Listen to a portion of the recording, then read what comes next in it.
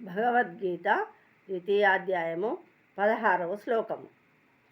నాసతో విద్యతే భావో నా భావో విద్యతే సతః ఉభయోరపి దృష్టోస్తత్వన యోస్తత్వదర్శిభిః.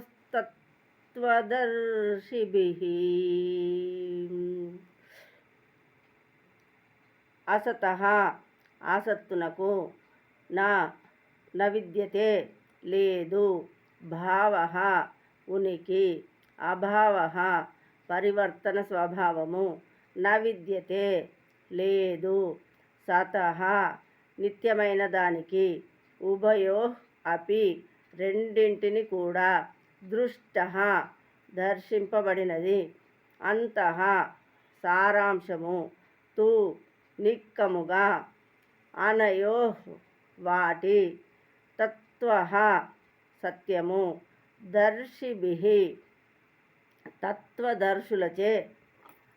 అసత్తునకు భౌతిక దేహము, అసత్తునకు ఉనికి లేదనియు మరియు నిత్యమైన దానికి ఆత్మ మార్పు లేదనియు సత్యద్రష్టలైన వారు నిశ్చయించి ఉన్నారు.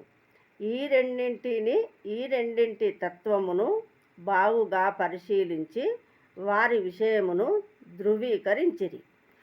భాష్యము. మార్పు చెందు దేహమునకు ఉనికి లేదు. దేహమునందలి వివిధ జీవకణముల క్రియా ప్రతిక్రియలచే దేహము ప్రతిక్షణము మార్పునకు లోనగుచున్నది. ఆధునిక వైద్యశాస్త్రము కూడా అంగీకరించుచున్నది. ఈ విధముగా దేహమునందు పెరుగుదల మరియు వృద్ధాప్యములు కలుగుచున్నవి. కానీ ఎల్లప్పుడూ మనస్సు మరియు దేహమునందు అట్లు ఎన్ని మార్పులు కలిగినను ఆత్మ మాత్రము ఎట్టి మార్పు లేకుండా శాశ్వతముగా నిలిచి ఉండును. అది భౌతిక పదార్థమునకు మరియు జీవ పదార్థమునకు నడుమగల భేదము. స్వభావరీత్యా దేహము నిత్య పరివర్తనము చెందుచుండును.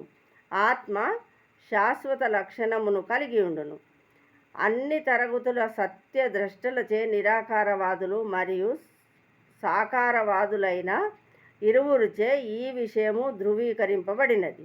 విష్ణువు మరియు అతని ధామములన్నీ కూడా స్వయం ప్రకాశములతో కూడి ఆధ్యాత్మిక స్థితి కలిగి ఉన్నట్లు జ్యోతిషి విష్ణుర్భువన అని విష్ణు పురాణము 2:12-38 నందు చెప్పబడినది. అనగా సత్తు అసత్తు అను పదములు రెండును వరుసగా ఆత్మ మరియు భౌతిక పదార్థములనే సూచించుతున్నవి. ఇది సత్యద్రష్టలందరి అభిప్రాయం. అజ్ఞాన ప్రభావముచే కలత నొందిన జీవులకు శ్రీకృష్ణ భగవానుడు ఒసగిన ఉపదేశమునకు ఆరంభం ఇదియే. అర్చకుడు మరియు అర్చనీయ భగవానుని నడుమగల నిత్య సంబంధమును పునః స్థాపించుట, భగవానుడు మరియు అతని అంశలైన జీవుల నడుమగల భేదమును పరిపూర్ణముగా అవగాహన చేసుకొనుట అను అంశములతో కూడియుండును. భగవానుడు మరియు తనకును నడుమగల భేదము సంపూర్ణతకును మరియు అంశమునకును నడుమగల సంబంధము వంటిదని తెలిసి తనను గూర్చిన సంపూర్ణాధ్యయనము కావించుట ద్వారా మానవుడు భగవత్తత్వమును గ్రహింపగలుగును. వేదాంత సూత్రములందు మరియు శ్రీమద్భాగవతమునందు సమస్త సృష్టికి శ్రీకృష్ణ భగవానుడే మూలమని అంగీకరింపబడినది. ఉన్నత మరియు న్యూన ప్రకృతుల ద్వారా అట్టి సృష్టి వ్యక్తమగుచుండును. సప్తమాధ్యాయమున తెలుపబడినట్లు జీవుడు ఉన్నత ప్రకృతికి చెందినవాడై ఉన్నాడు.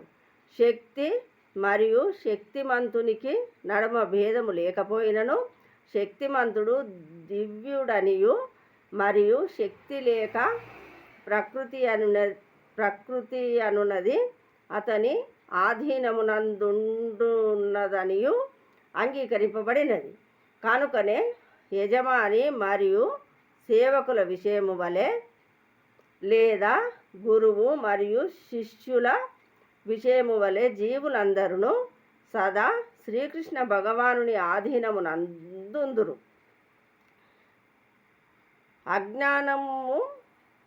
అజ్ఞానమునందున్నంత కాలము అట్టి స్పష్టమైన జ్ఞానమును పొందుట అసంభవము.